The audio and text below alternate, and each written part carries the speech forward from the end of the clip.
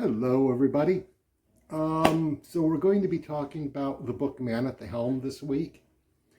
I have spent a good probably week trying to think of a way to dig into like deeper themes about this book because I tend to like to try and figure out what the book is actually about as opposed to just reciting the plot. And I really can't think of anything to say on that score.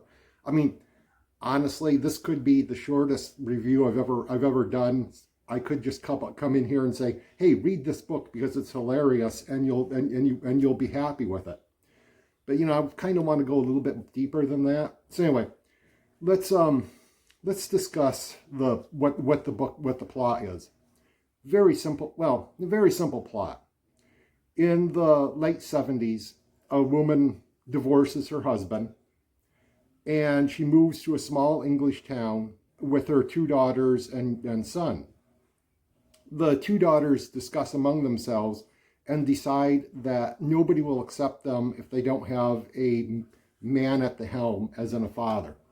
So they go about trying to secretly fix their mother up with a new guy, which leads to them sending out letters to other men in the village, which all happen to be married. The mother sleeps with them. Hilarity ensues. It's actually really, really funny. Honestly, this could almost be made into like a early 80s, Disney movie along the lines of The Parent Trap or something. I could actually, if they cleaned up the language a little bit, I'm sure it could actually be made into that kind of a movie. It's actually a really good book. Definitely read it.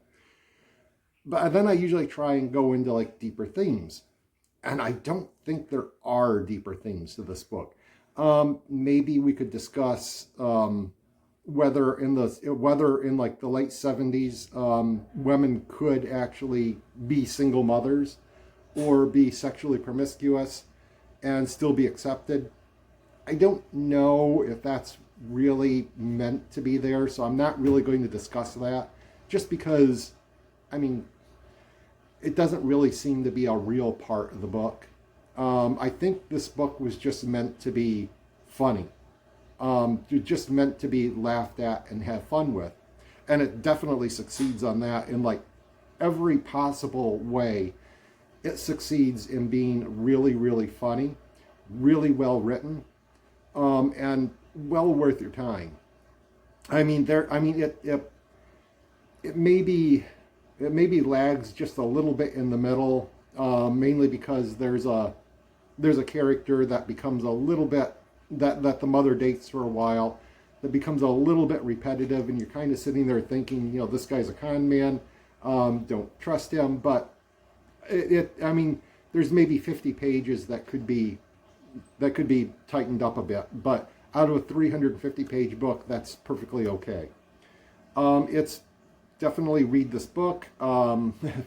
There's not really much else to say about it. I'm sorry. It's just simply a really well-written book that everybody ought to just go out and read, and it's fun. It's a great beach read. Actually, we're going into a time when you probably won't be wanting beach reads, but it's a good read to just sit in a nice toasty house with maybe a little bit of rain or snow outside and read and kind of giggle at. Just go ahead and read it. This is, like I said, this is going to be a very short review. There's not really much for me to say, but I liked it. Hey, have a great day. I'll see you next week with another book. We're probably going to be reviewing a book called Dead 11 that I have a little bit more to say about. But until then, have a great day. Bye-bye.